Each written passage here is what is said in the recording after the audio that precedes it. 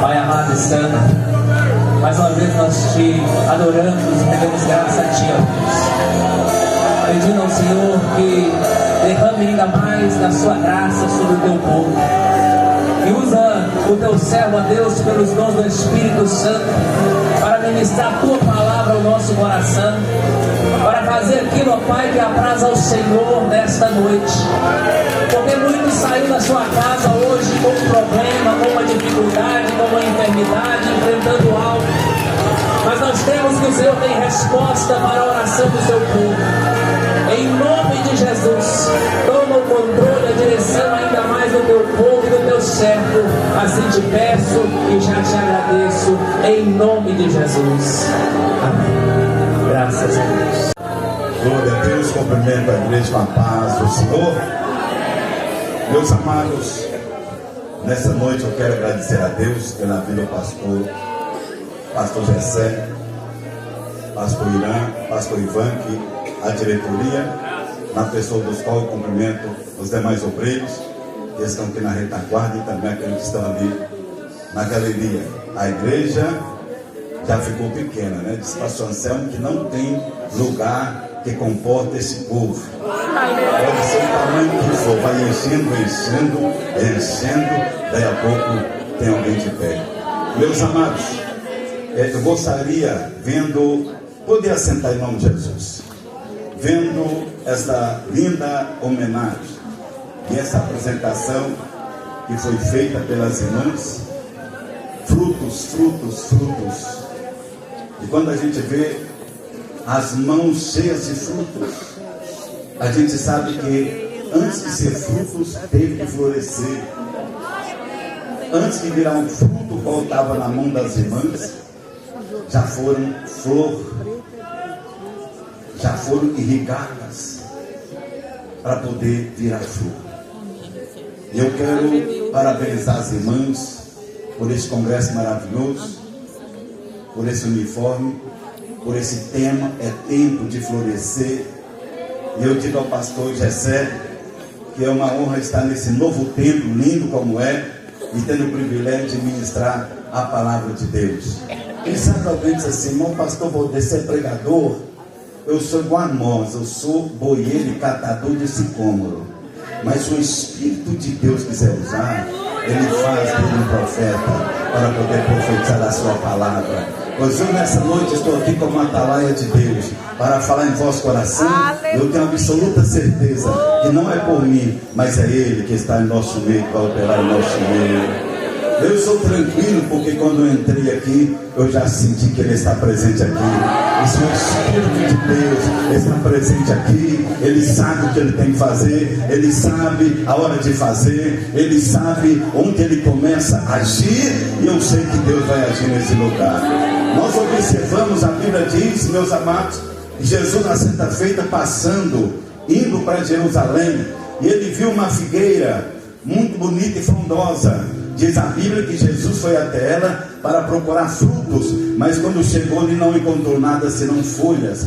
Jesus, indignado, disse assim: nunca mais ninguém coma fruto de ti. Então aquela figueira não teve outra alternativa senão secar e se acabar ali. E de uma hora para outra, de um dia para o outro, porque quando eles voltaram no outro dia, viram que a figueira já estava seca. Uma certa feita, observando essa passagem, Jesus contou uma parábola do vinhateiro, e quando ele diz que o Senhor da vinha chegou até a sua vinha e viu ali também uma figueira que não produzia fruto, e ele esperou por mais 3 anos, e por 3 anos ele observou que ela não tinha fruto. Então ele ficou bravo com o lavrador e perguntou: por que ainda está aqui essa vinha, essa figueira, se ela não produz fruto? E o vinhateiro disse assim: Senhor, espere mais 3 anos para que eu cave, para que eu coloque esterco, para que eu molhe, e depois desses 3 anos que o Senhor voltar aqui, ela não tiver fruto, aí sim nós vamos cortar e atear fogo. A Bíblia diz em capítulo 10 de João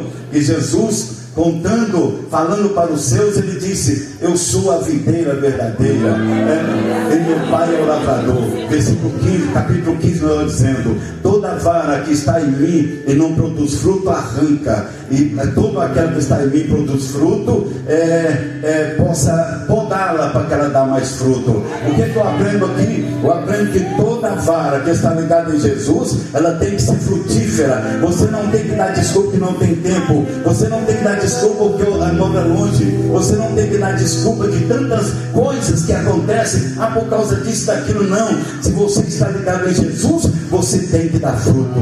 Se você está ligado em Jesus, ele não aceita a vara que está em mim e não produz fruto, arranca. A árvore que está plantada e que não produz fruto, tira. Por que ocupa a terra sem produzir frutos? Mas aqui nós temos uma igreja, nós temos um ciclo de oração, nós somos um ministério onde o compromisso com a palavra é primordial, está em primeiro lugar, com a pregação da palavra, com glória que sai da terra e chega até o céu, com glória que você dá todo dia, o aleluia que você vem preparado para dar. Mas quando chega aqui na casa de Deus, o ambiente é propício, porque aqui todo mundo é glória a Deus, todo mundo é aleluia, todo mundo quer ser cheio da presença, todos querem sentir a presença, pois nós estamos no lugar certo, porque a presença dele está neste lugar. Aleluia.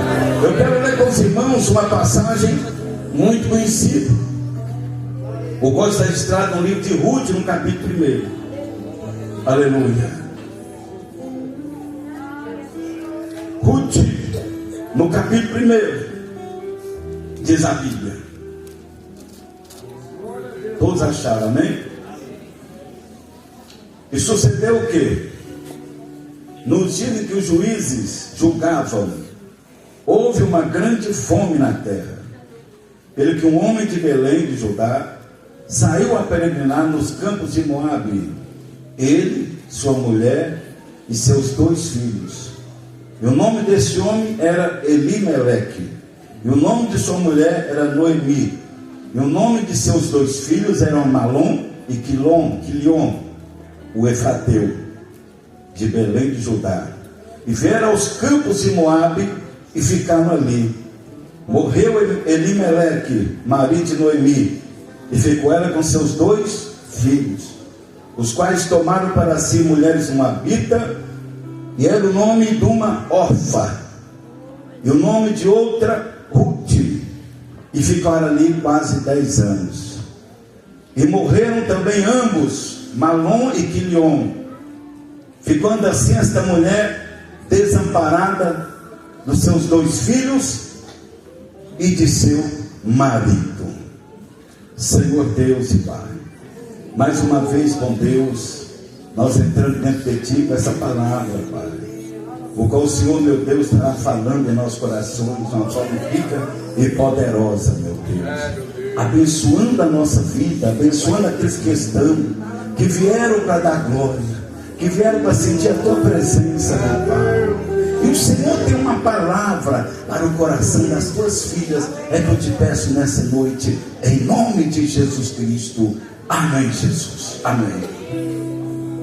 Essa passagem ainda é muito conhecida de todos os irmãos, principalmente os frequentadores da EBD, mas eu insisto nessa palavra. A Bíblia diz que houve fome na terra, e sempre quando há fome na terra, eu acho interessante, observando as passagens do Antigo Testamento, Abraão desceu para o Egito porque houve fome na terra. A Bíblia diz que Jacó subiu para o Egito no tempo de José porque havia fome na terra. A fome apertava e aquele povo saía para outros países, para outras terras. A Bíblia diz que no tempo de Elias, a fome assolava a terra, e Elias saiu e foi para uma cidade, uma terra distante da Ciro-Fenícia, o qual o Senhor determinou, e chegando ali havia fome. A Bíblia diz que no tempo de Samuel, em Samaria, havia tanta fome que as mulheres estavam comendo as suas crianças, para se alimentar, para matar a fome, porque era muito grande naquela terra. E a Bíblia diz nessa história que houve fome em Belém, houve fome em Judá, houve fome naquelas terras, e em Moabe não havia. E a Bíblia diz que então Elimeleque pegou a sua esposa Noemi e foi com seus 2 filhos para uma terra moabita. Aí quem estudou a Bíblia, ou quem estuda a Bíblia, sabe que moabita, o Moabe, o nome Moabe significa filho de um pai, filho de um pai de família, porque é filho de Ló com a sua filha, é fruto do incesto, a filha mais velha de Ló. Então entrou-se a ele e trouxe essa semente moabita, que aos olhos de Deus era maldita. Eram 2 sementes malditas por causa dessa situação. Eram os amonitas, que eram filhos de Amon, e os moabitas, que eram filhos de Moabe. Mas a Bíblia diz que Elimeleque não tinha outra alternativa. Ele precisava de saciar a fome da sua família. Pegou seus 2 filhos, pegou Noemi, sua esposa, e foi para a terra de Moabe. E quando chegou na terra de Moabe, aconteceram fatos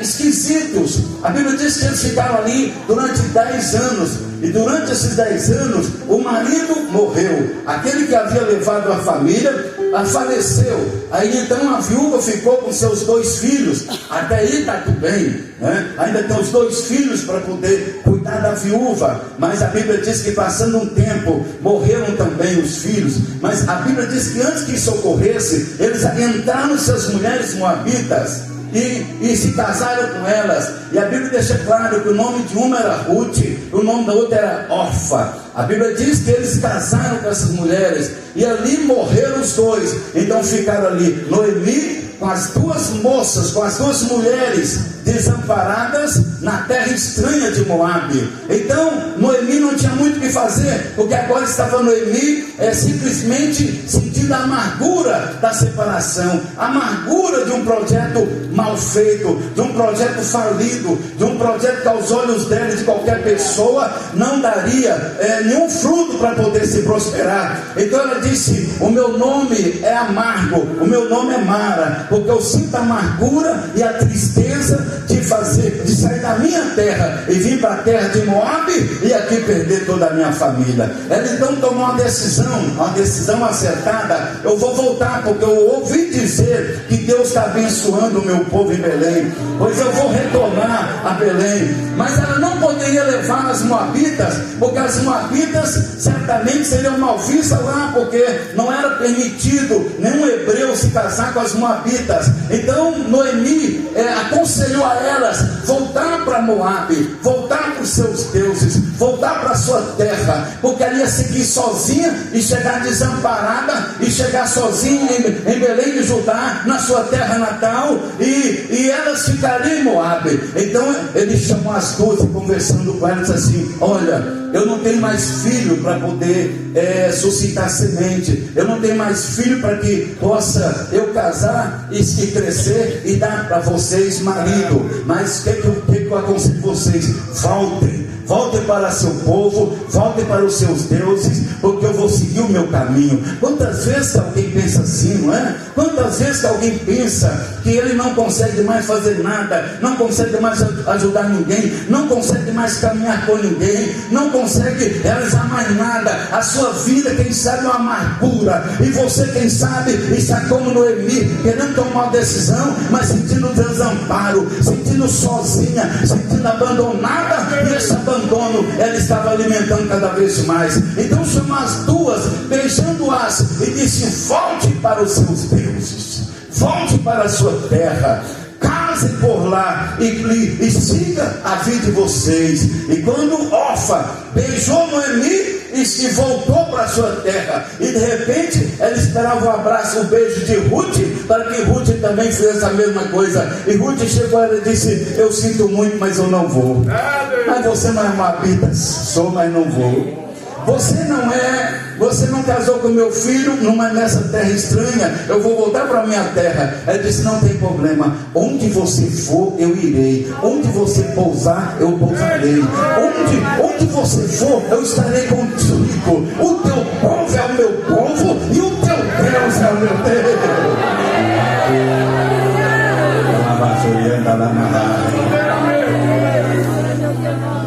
Deus já está falando com você nessa noite. Então Noemi não pôde fazer coisa alguma, disse: então vamos. E Ruth foi. E quando chegou na sua terra natal, Noemi, porque todos que saem de sua terra, o desejo é voltar com a notícia boa. A gente está bem, ninguém quer chegar e dizer: eu estou na pior. Eu perdi meu marido, perdi meus filhos, perdi tudo que eu tinha. Eu estou aqui com a mão atrás, outra à frente. Eu estou simplesmente desamparado de tudo. Ninguém quer isso. Todos que querem voltar, querem trazer uma notícia melhor, evidentemente. Mas Noemi não tinha como dizer isso, porque de fato ela não tinha um testemunho que ela gostaria de dar. Porque saiu da sua terra com um marido e 2 filhos, agora está voltando só e trazendo uma moabita com ela. Aleluia. E quando ela entrou na sua cidade, as pessoas perguntavam: não é essa Noemi que saiu daqui? Elimeleque, os meninos, não é ela que saiu daqui? E agora? És tu Noemi? Ela disse: eu não sou Noemi, me chame de Mara, porque eu assumo a amargura que eu sinto no meu coração. Eu sinto a tristeza que eu tenho no meu coração. Mas para florescer, precisa passar por esse processo.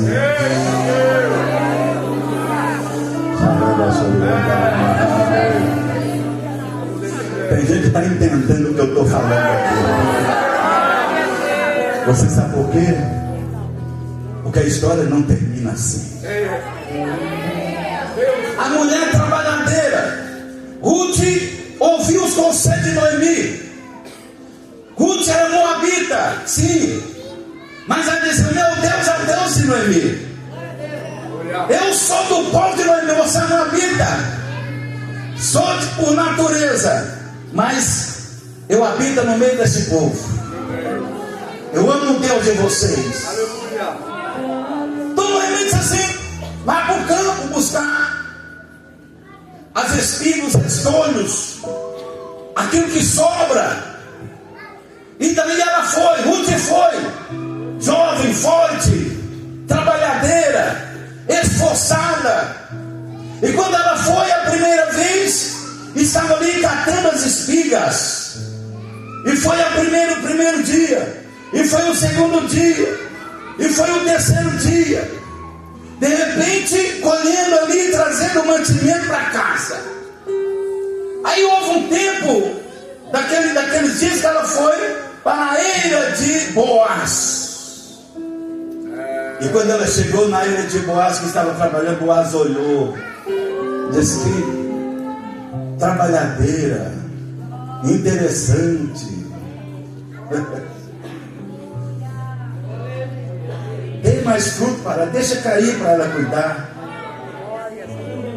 Deixa cair para ela poder. E ela chegou com os braços cheios, com o cesto cheio, lá na casa de Noemi. E quando ela chegou lá, ela disse: como é que você conseguiu tanto? Ela disse: há um senhor chamado Boaz, onde eu trabalhei hoje. Ela disse: Boaz, ele é parente do meu marido. Olha, ele é meio parentado nosso. Ele se interessou comigo. Olha, ele é remidor. Ele é remidor. Ele pode. Mas Noemi não tinha falado isso antes. Ela não foi com esse interesse. Ela não foi com essa proposta.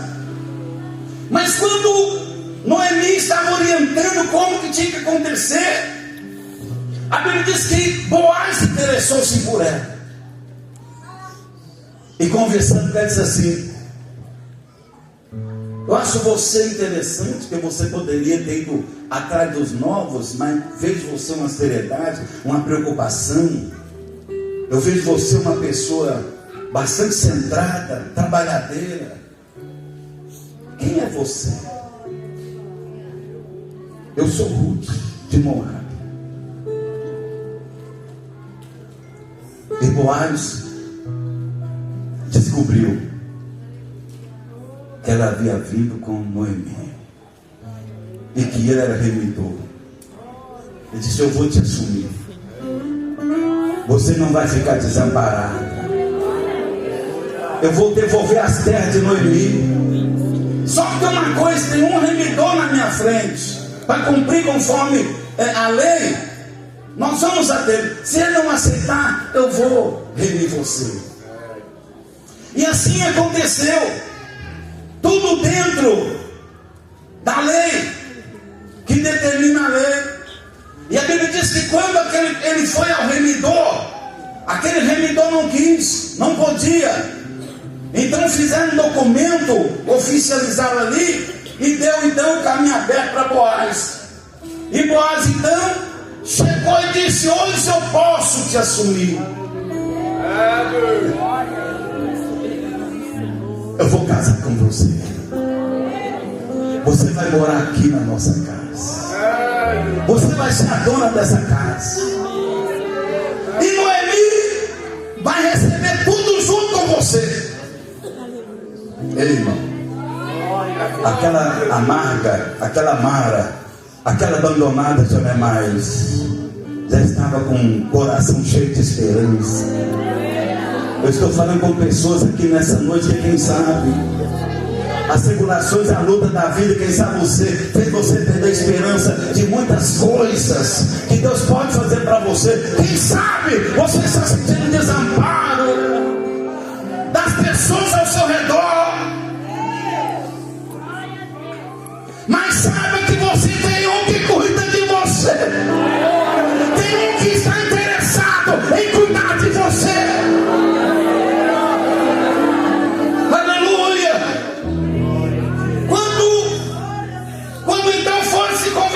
Para resolver essa questão, Noemi falou: olha, como é que eu faço agora? Eu sou estrangeiro, sou moabita. E disse: mulher,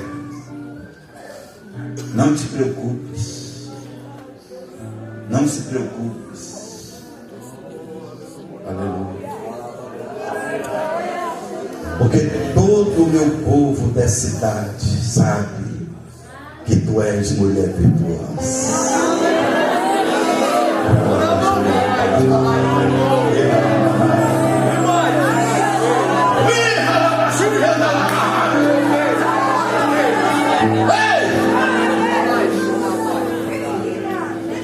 Você não precisa apresentar seu testemunho, porque todo o meu povo sabe que tu és mulher virtuosa. Eu vejo mulheres virtuosas aqui, cheias da virtude, cheias da presença, cheias dos dons, cheias do talento, cheias do Espírito de Deus. Virtude são toques, são dons, são dádivas que vêm do trono de Deus. São mulheres cheias da presença de Deus.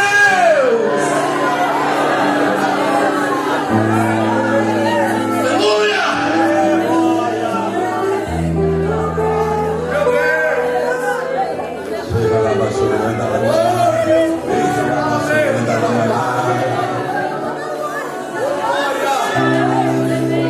Aí a Bíblia diz que se casaram. Ruth agora não era desamparada. Daí a pouquinho ela achou-se grávida. Como é que vai chamar esse nome? Qual é o nome de Obed? Olha o mistério. Obed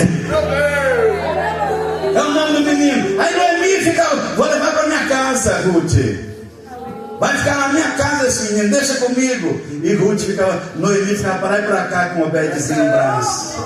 Aquela mulher desamparada agora estava, e as pessoas olhavam: olha a alegria de Noemi, com o Obed no braço, com o menino no braço, aleluia, glória a Deus. E eu sei, meus amados, uma coisa: Boaz, quem sabe aqui, nessa noite, tem muitas pessoas assim como Boaz. E eu sei, eu imagino por que Boaz entendeu bem Ruth.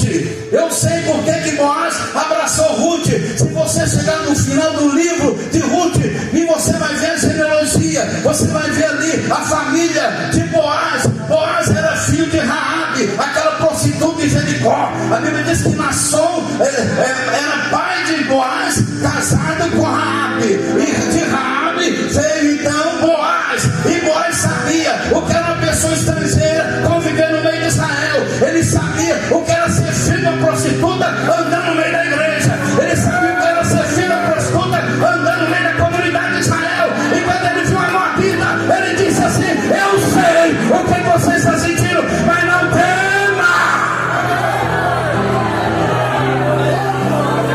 Ei, aleluia!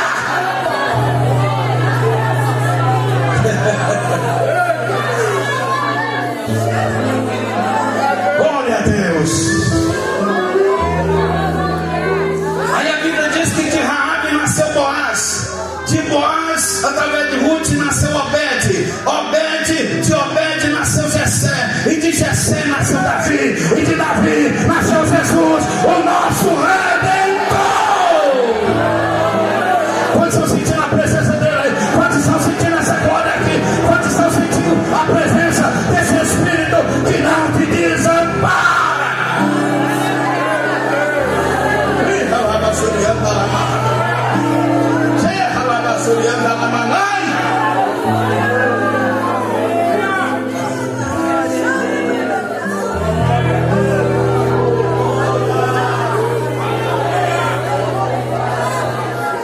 Glória a Deus. Glória a Deus, aleluia. Sabe qual é o papel do remidor? Era suscitar a semente do irmão, do parente. Era não deixar aquela semente acabar. Era não deixar aquela casa desamparada. Sem remidor a casa estava desamparada. Sem remidor a casa estava simplesmente entregue. Aquela genealogia ia acabar ali, porque não tem remidor. Ei, a Bíblia está dizendo, você está entendendo o que eu estou falando aqui? Eu estou falando com muitas Ruths aqui nessa noite, que veio lá de Moabe, que um dia aceitou o Deus dessa igreja, que um dia aceitou o Deus dessa igreja e abraça o Deus dessa igreja. Você tem tudo para voltar para Moabe, você tem tudo para voltar para os teus deuses, mas você está aqui dizendo: o Deus dessa igreja é o meu Deus, o Deus dessa igreja é o meu Deus, o Deus dessa igreja é o meu Deus.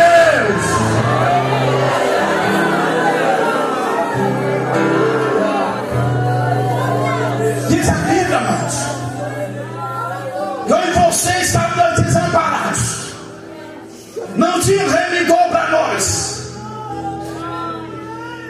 O nosso destino era a morte, o nosso destino era o inferno. Estava eu e você caminhando nas trevas. Quem vai remir Valdeci, esse pobre coitado? Quem vai remir esse homem entregue nas drogas? Quem vai remir essa mulher sem esperança? Quem vai remir esse povo que caminha sem saber a direção, como ovelhas desgarradas que não tem pastor?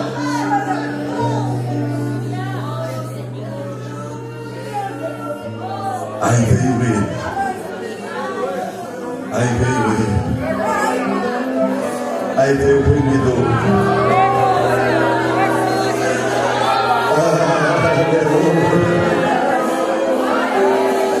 O remidor chegou.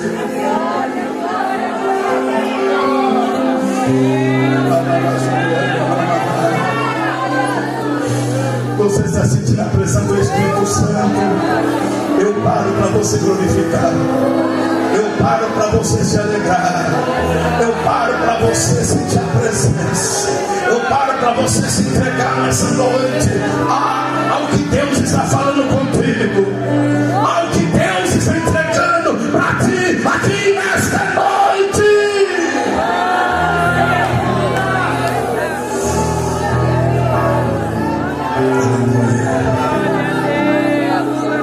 Olha,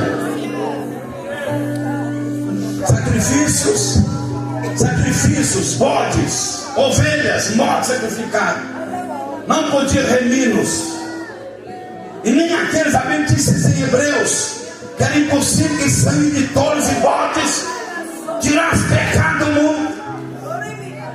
E nós andamos desgarrados como ovelha que não tem pastor, como alguém que está entregue a outros deuses e que não tinha salvação para nós. Aí ele veio e alcançou a mim, alcançou a você, alcançou a sua casa, alcançou a sua família.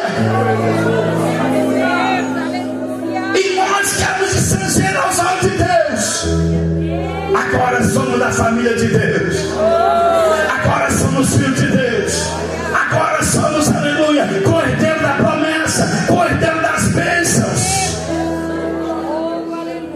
A maior preocupação de João na sua visão era o remidor. A Bíblia diz que tinha um livro selado e ninguém podia nem olhar para o livro. O livro era tão profundo que nem olhar podia, viu, Francisco? Não podia olhar para o livro, muito menos desatar os seus selos. E João chorava. Diz a Bíblia que João chorava muito, que Deus mostrava para João: não tem ninguém, nem no céu, nem na terra, nem debaixo da terra, que possa desatar, olhar para o livro, desatar os seus selos e ver e falar o que nele está escrito. Um anjo bradava e João chorava. Mas daí a pouco o anjo bradou dizendo: não chores, João, eis aí o leão da tribo de Judá, aquele que venceu, aquele que comprou através do seu sangue homens, tribos, línguas e nações. Ele pode abrir, ele pode olhar para o livro, ele pode abrir o livro, ele pode desatar os seus selos, porque ele é o Cordeiro de Deus que veio tirar o pecado do mundo. O Cordeiro de Deus que veio tirar o pecado do mundo. Ele está aqui nessa noite, ele está entrando na tua casa, ele está entrando na tua vida, ele está entrando nos teus projetos. Quem sabe os seus projetos não deram certo até aqui, mas aqui está chegando ele para entrar com você nessa batalha.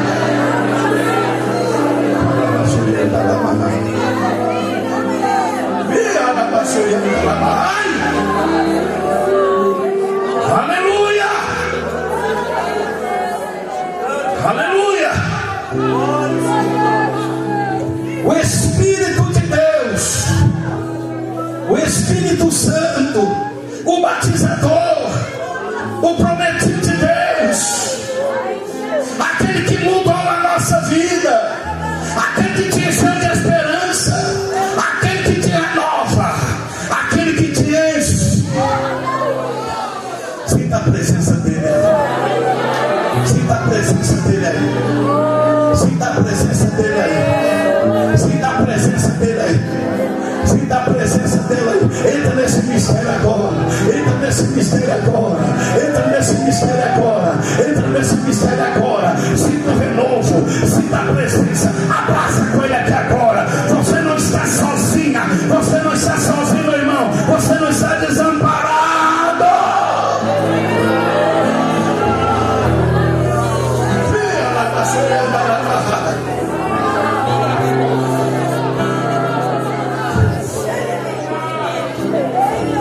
Chegou o tempo de florescer.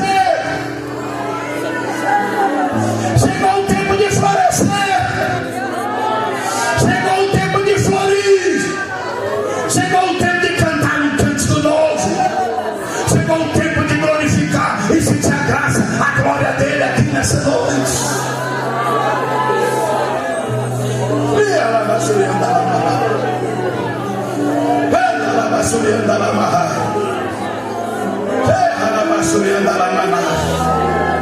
Aleluia.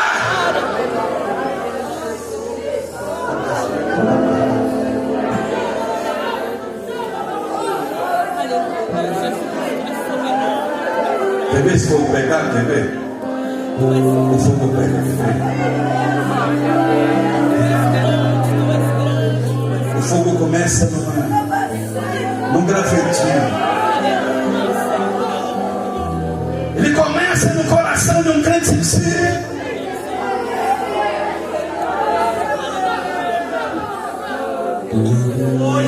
Aí aquele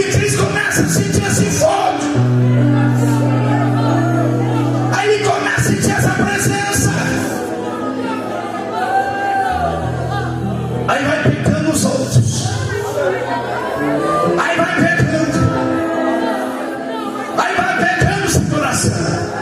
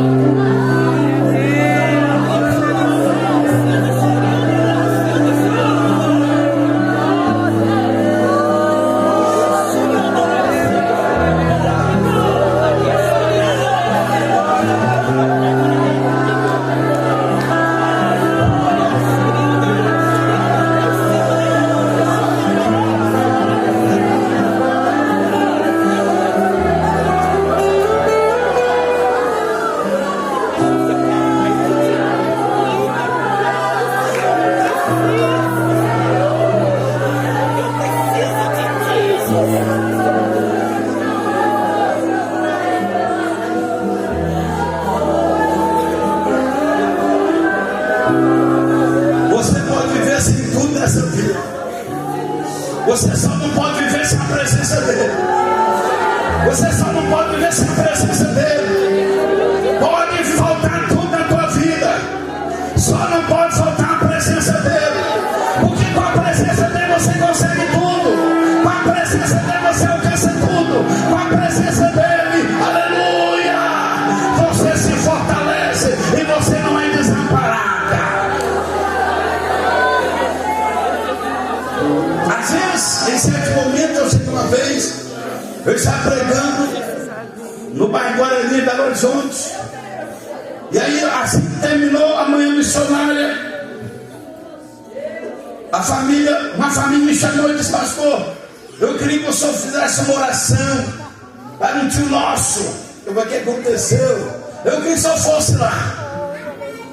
Aí eu fui até a casa deles, no bairro Guarani. Eu estava no Guarani e a casa dele no bairro Tupi, que é do lado. E quando eu cheguei ali, entrei numa casa grande, bonita. E quando eu cheguei lá no quarto, estava lá um homem inerte, deitado na cama. Aí eu perguntei o que aconteceu. Aí a família contou: ele é dono do supermercado. E um ladrão entrou lá dentro do supermercado quando ele estava saindo com dinheiro, saindo com caixa. E quando ele abriu a caminhonete para entrar, ele sacou de uma arma e ele correu. Nele correr, ele escorregou e o bandido atirou. E ele não conseguiu correr, ele entrou debaixo da caminhonete. E o bandido foi atirando debaixo da caminhonete e encheu de tiro. E eu cheguei, ele estava com colete, todo inerte. Aí essa noite eu sempre fui orar por ele. Eu fiquei num aperto tremendo. Eu disse: o que é que eu vou fazer com esse homem, meu Deus? Aí eu tive uma ideia. Eu falei: meu filho, você não presta para mais nada. Já que eu estou vendo aí.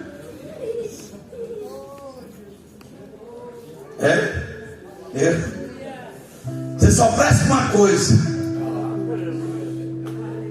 Você só presta para fazer missão. A mais nada você presta. Eu não tinha que falar. Deus mandou eu falar isso, eu falei. E a lágrima descia nos olhos dele. Só chorava, não podia nem mexer dele. Todo imobilizado. Aí eu falei: eu vou orar por você, mas numa condição: você só vai sair daí para virar um pregador da palavra. Se você fazer para mim essa promessa, que se você sair dessa, você vai ser um pregador da palavra, nós vamos orar. Só assim você sai daí. Ele disse: balançou a cabeça. Está feito. Aí a família falou: pastor, tem uma bala na coluna dele, enfiada na coluna. Algumas tiraram, Mas tem 2 balas que não saem, não pode tirar. Se tirar, ele acaba de ficar aleijado. Então ele vai fazer agora mais um exame para ver o que vai fazer. Mas ele já está tetraplégico. Aí nós oramos, eu disse: Deus, esse homem, quem sabe até aqui não te serviu, mas agora diante da ação missionária, o homem chorava.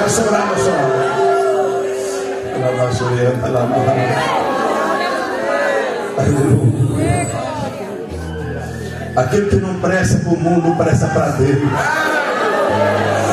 Aquilo que está inutilizado, Jesus quer. Aquilo que é lixo, Jesus quer. Jesus é o maior reciclador de todos os tempos. O Espírito de Deus tomou conta daquele quarto. O Espírito Santo renovou vidas ali. Nós éramos umas 6, 7 pessoas. A família estava toda ali. E Jesus foi um Pentecoste naquele quarto. Era um homem importante da família. Mas agora estava imobilizado numa cama. Mas nós pusemos a mão e orando: Deus, o Senhor serve, certo? Ele vai ser missionário. Toma, Senhor, para ti, Senhor. Aí nós fomos embora e eu fui embora. Preguei a noite na igreja. Fiquei pensando naquele homem. Fui embora para a minha cidade. Fiquei pensando naquele homem. Passou 3 meses, eu voltei ali. Eu encontrei com toda a família. Eu fiquei com sem jeito de perguntar por ele.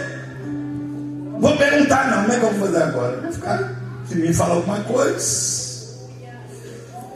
Mas quando eu olhei para um parente dele, ele olhou para mim, as lágrimas estavam descendo já. Ele chegou, me abraçou e disse: pastor, vou te contar, eu não te liguei, naquele tempo era até difícil ligar. Eu não te falei, mas eu esperava a oportunidade de encontrar com o senhor. O que aconteceu, meu filho? Aquele dia que chorou, no outro dia nós levamos ele para o médico. Quando chegou lá, o médico viu que ele estava, começou a movimentar. Falou: aconteceu alguma coisa. Quando olhou lá atrás nas costas dele, tinha 2 caroços. Sabe que caroço que era? Eram as balas. As balas pulou para fora. O médico pegou a perna assim nas costas, fez um botezinho e puxou as balas para trás. O homem estava andando, dando glória a Deus. E eu obreiro, está pregando a palavra. Eu disse: ele continuar pregando, é porque Deus deu vida para ele. Ele não tem que fazer nada mais nesse mundo a não ser pregar a palavra. Pega a palavra, assim, ele diz: pastor, ele vai para o hospital, ele vai para o supermercado, ele prega no supermercado, ele prega na igreja, ele dá um testemunho, porque Jesus salvou, Jesus libertou e Jesus o curou. Com a permissão do pastor de Direção, quero convidar a colocar de pé nessa noite.